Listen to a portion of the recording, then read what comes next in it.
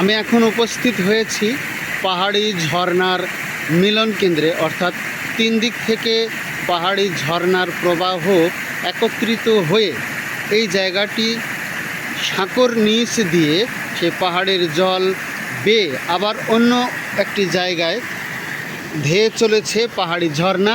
চঞ্চল বেগে চপলা চঞ্চলা পাহাড়ের সেই ঝর্ণা এগিয়ে চলেছে নিজ গতিতে। এখন আমি দেখানোর চেষ্টা করব আসলে এই পাহাড়ের জল কোন দিক থেকে এসেছে সেটি একটু দেখানোর চেষ্টা করব। তার আগে এখানে পাহাড়ি ঝর্ণার যে সুন্দর একটি ছন্দ লয়, সেই জিনিসটি একেবারে প্রকৃতিগতভাবে সৃষ্টি হওয়া এই ঝর্ণার দৃশ্য সত্যি অবলোকন করতে পারাটা অনেকটাই সৌভাগ্যের ব্যাপার বলে আমি মনে করি। আমরা বিভিন্ন জায়গায় পার্কগুলোতে ঝর্ণা দেখে থাকি যেগুলো কৃত্রিমভাবে তৈরি। ঠিক কৃত্রিমভাবে এটি তৈরি না হলেও প্রকৃতিগতভাবে এত সুন্দরভাবে এই ঝর্ণাটি প্রবাহমান রয়েছে দেখে মনে হচ্ছে যে সত্যি মানুষ তৈরি করে দিয়েছে, কিন্তু না, এটি পাহাড় থেকে বেয়ে এসে একেবারে কৃত্রিমতার সাথে এগিয়ে চলেছে। দুঃখিত, একেবারে প্রকৃতির সৌন্দর্য নিয়েই এগিয়ে চলেছে।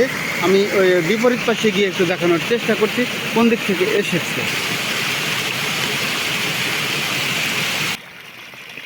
এই পাশে মূলত দুই দিকের ঝর্ণার জল এক জায়গায় এসেছে, সোজা পূর্ব দিক থেকে, এবং আরেকটি এসেছে উত্তর দিক থেকে। উত্তর দিক থেকে এবং পূর্ব দিক থেকে দুটো ঝর্ণাবাহী নালা এদিকে এসে আবার এই জায়গাটিতে মিলিত হয়েছে। দেখুন ওই পাশে যে সাঁকোটি আমরা প্রথমে দেখেছি, সাঁকোর মুখে আরও একটি প্রবাহ এসেছে, সেটি পশ্চিম দিক থেকে। এজন্য বললাম তিনটি ঝর্ণার মোহনা একত্রিত হয়েছে। মোহনা ঠিক বলা যায় না, তিনটি ঝর্ণার মিলনস্থল একত্রিত হয়েছে। ওপাশে ঘোড়াগুলো নিজ গতিতে ঘাস খেয়ে চলেছে। আমরা এখানে একটি বিষয় খেয়াল করছি, জলের রঙটি কিন্তু বেশ স্বচ্ছ, সত্যি একেবারে পরিষ্কার।